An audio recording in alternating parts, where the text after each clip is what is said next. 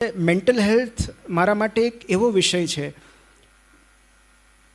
કે જેનો મેં ખૂબ અભ્યાસ કર્યો છે, ખૂબ વાંચ્યું છે એ વિશે. અને એ પીડા હું હમણાં જ મુકુલભાઈને કહેતો હતો રસ્તામાં કે આ પીડા સાઈરામભાઈ મને હવે પોતીકી લાગે છે. જે પીડામાંથી તમે પસાર થાઓ ને પછી પીડા સાથે અટેચમેન્ટ થઈ જાય તમને. તો હવે કોઈ ડિપ્રેશનનું નામ લઈને મને એમ થાય કે હું કનેક્ટ થયો છું તમારી સાથે. તો આ બહુ જ પોતીકી પીડા છે, મનની પીડા. અને એટલા માટે એની વાત કરવા માટે હું અહીંયા હાજર થયો છું. થોડું હમિંગ થાય છે કંઈક? Okay fine. ઓકે, સો વાતની શરૂઆત હું એક પુસ્તકથી કરીશ. એક સાયકોલોજિસ્ટ છે ગાય વિન્ચ કરીને, એમનું એક પુસ્તક છે ઇમોશનલ ફર્સ્ટ એડ.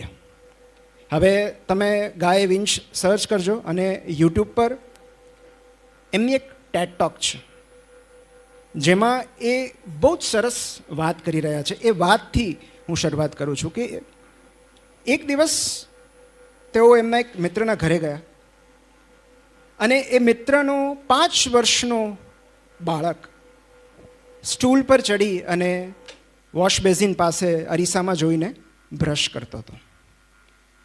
એનો પગ સ્લીપ થયો, સ્ટૂલ પરથી પડ્યો અને એ ઘસાવાથી એને પગમાં ઈજા થઈ, લોહી નીકળવા માંડ્યું. થોડી વાર એ રડતો રહ્યો, પછી જાતે ઊભો થયો, પાછો સ્ટૂલ પર ચડ્યો, શેલ્ફ ખોલી, બેન્ડેડ લીધી અને પોતાના ઘાવ પર બેન્ડેડ લગાડી દીધી. 5 વર્ષના બાળકને ખબર હોય છે કે શરીરમાં ક્યાંક ઈજા થાય તો શું કરવાનું? બેન્ડેડ લગાડવાની. 5 વર્ષના બાળકને ખબર છે કે દિવસમાં 2 વાર બ્રશ કરવું જરૂરી છે.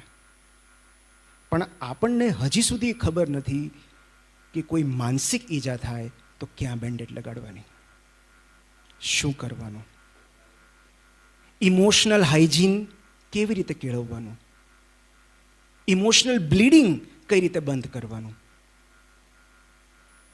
અને આપણા બધામાં ભારોભાર ફેવરિટિઝમ રહેલું છે, કારણ કે આપણે માનસિક સ્વાસ્થ્ય કરતાં શારીરિક સ્વાસ્થ્યને અનેક ગણું વધારે પ્રાધાન્ય આપીએ છીએ.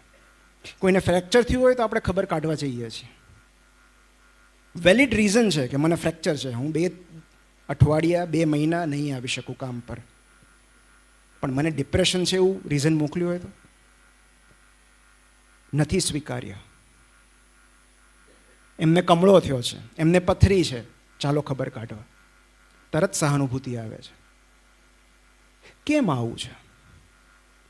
તો પગમાં ફ્રેક્ચર થયેલી જાતને આપણે આરામ કરવાની સલાહ આપીએ છીએ, પણ માનસિક રીતે અસ્વસ્થ રહેલી જાત પાસેથી આપણે કામ કરતા રહેવાની અપેક્ષા રાખીએ છીએ. આ તો કેટલો બધો અન્યાય છે.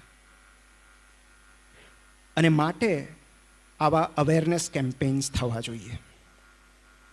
અને એટલે આ સોચની સામાજિક નિસ્બતને હું વંદન કરું છું કે આટલા બધા લોકો આજે, મતલબ આઈ એમ ઓવરવેલ્મ્ડ વિથ ધ રિસ્પોન્સ. કેટલા બધા લોકો ઉપર બેઠા છે. આમ જોઈએ તો મનની પીડાઓ, મનના પડકારો, મનની પરેશાનીઓ અનેક છે. તમે સાયકેટ્રિક ડિસઓર્ડર્સના નામ સાંભળો, ક્યારેક નામ સાંભળીને ડિપ્રેશન આવી જાય. કેટલા છે સાઈરામભાઈ? ઓસીડી, પોસ્ટ ટ્રોમેટિક સ્ટ્રેસ ડિસઓર્ડર અને કેવા કેવા નામ. પણ હું બહુ સિમ્પ્લિફાઈ કરી દઉં તમને. આમ એક રીતે જોઈએ ને તો મનની પીડાઓ, મનની પરેશાનીઓ 2 જ છે.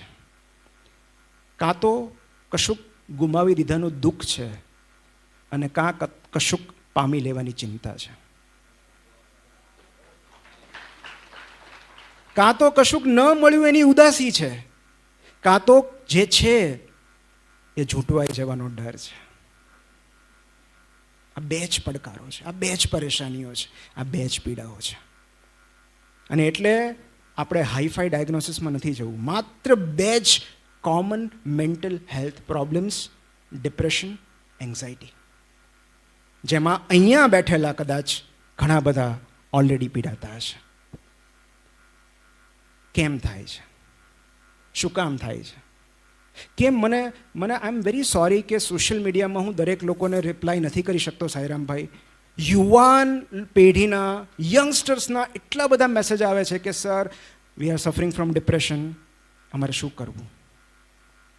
અને હું એવું કહું છું એ લોકોને કે ભાઈ હું ખાલી મેન્ટલ હેલ્થ એક્ટિવિસ્ટ છું, હું સાયકેટ્રિસ્ટ નથી, તમે સાયકેટ્રિસ્ટ પાસે જાઓ.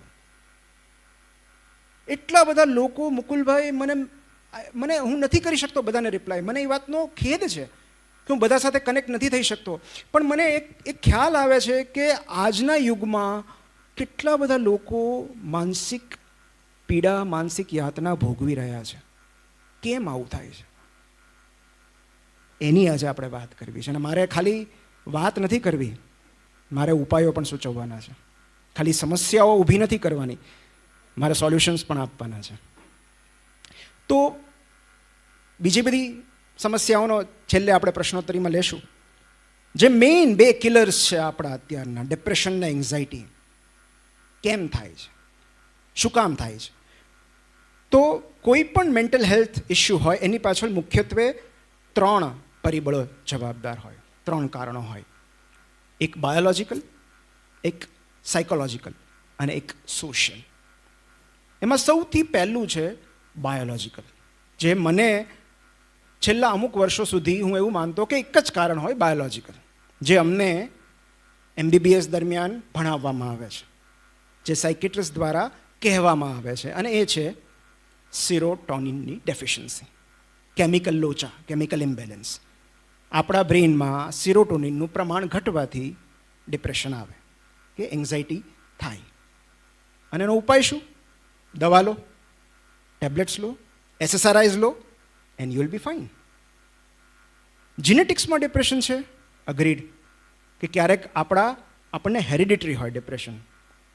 મને વારસામાં મળેલી છે. મારા મેટર્નલ સાઈડ ઘણા બધા મેન્ટલ હેલ્થ ઇશ્યુઝ છે. મમ્મીને ડિપ્રેશન છે અને એ ડિપ્રેશન એણે મને વારસામાં આપ્યું છે. પણ એ વાતનો મને ગર્વ છે, હું એની ફરિયાદ નથી કરતો, કારણ કે મમ્મીની જે કેરેક્ટરિસ્ટિક્સ આવી છે એના કારણે જ આજે હું તમારી સામે અહીંયા ઊભો છું. સો આપણા જીન્સ આપણે ચેન્જ નથી કરી શકતા, પણ એ જીન્સની સાથે એવું બીજું ઘણું બધું વારસામાં આપણને મળ્યું હોય છે જે આપણી સ્ટ્રેન્થ બની શકે છે. So genetics and serotonin deficiency, chemical imbalance. તો બાકીના 2 પરિબળો શું કામ છે અને કયા છે? એક બહુ સરસ પુસ્તક છે, the how of happiness. The how of happiness. એમાં એ અભ્યાસ થયો છે કે આપણા સુખનો સેટ પોઈન્ટ, આપણો હેપીનેસનો સેટ પોઈન્ટ 50%, 50% જેનેટિકલી ડિટરમાઇન્ડ હોય છે. મતલબ આપણું સુખ કેટલું રહેશે, આપણે કેટલા સુખી રહેશું, એ ઓલરેડી આપણા જન્મ સમયે 50% ડિસાઇડ થઈ ચૂક્યું હોય છે. એને હેપીનેસ સેટ પોઈન્ટ કહેવાય છે. મતલબ કે જો મારું ફેમિલી બેકગ્રાઉન્ડ ડિપ્રેશનમાં છે તો મારો હેપીનેસ સેટ પોઈન્ટ લો રહેશે. તો એવા લોકો નાના સ્ટ્રેસર્સ આવે કે આઘાત આવે તરત ડિપ્રેશનમાં સરી પડે છે.